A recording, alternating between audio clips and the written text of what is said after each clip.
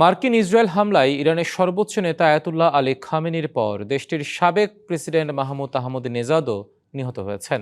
চলছে পাল্টাপাল্টি হামলা। শত্রুদের বিরুদ্ধে কঠোর হামলা চলবে বলে হুঁশিয়ারি দিয়েছেন ইরানের প্রেসিডেন্ট মাসুদ পেজেশকিয়ান। ইরানের সাথে সংঘাতে এই প্রথম মার্কিন সেনা প্রাণহানির তথ্য নিশ্চিত করেছে যুক্তরাষ্ট্রের সেন্ট্রাল কমান্ড। তাদের ৩ সেনা নিহত এবং ৫ জন মারাত্মকভাবে আহত হয়েছেন। ইরানের হামলায় ইসরায়েল ও কাতারেও হতাহতের খবর পাওয়া গেছে।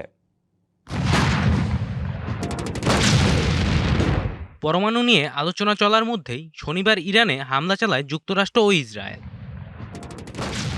শনিবারই কড়া জবাব দেয় ইরানও। পাল্টা হামলা চালায় মধ্যপ্রাচ্যের কয়েকটি দেশের মার্কিন সামরিক ঘাঁটিতে। পরে ইরানের সর্বোচ্চ নেতা আয়াতুল্লাহ আলী খামেনি নিহতের খবর নিশ্চিত করে ইরানের গণমাধ্যম। একই সাথে প্রাণ হারায় খামেনির মেয়ের জামাই, পুত্রবধূ ও নাতনি সহ কয়েকজন। খামেনির মৃত্যুতে ইরানে চলছে 40 দিনের রাষ্ট্রীয় শোক। ঘোষণা করা হয়েছে 7 দিনের ছুটি।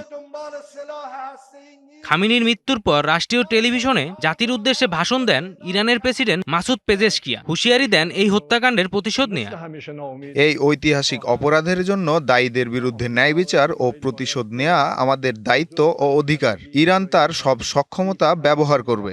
ইসরায়েলি হামলায় নিহত হয়েছেন ইরানের সাবেক প্রেসিডেন্ট মোহাম্মদ আহমদিনেজাদও। এছাড়া দক্ষিণ ইরানে মিনাব শহরের একটি স্কুলে হামলায় হতাহতর ঘটনা ঘটেছে। ধ্বংসস্তূপে চলছে উদ্ধার তৎপরতা। JBS holdings limited. এদিকে ইসরায়েলের বেইত শেমেশ শহর সহ কয়েক জায়গায় ক্ষেপণাস্ত্র হামলা চালিয়েছে ইরান। ক্ষতিগ্রস্ত হয়েছে বহু ভবন। মার্কিন কেন্দ্রীয় কমান্ড জানিয়েছে ইরানের সামরিক অভিযানের সময় 3 জন মার্কিন সেনা নিহত এবং 5 জন গুরুতর আহত হয়েছেন।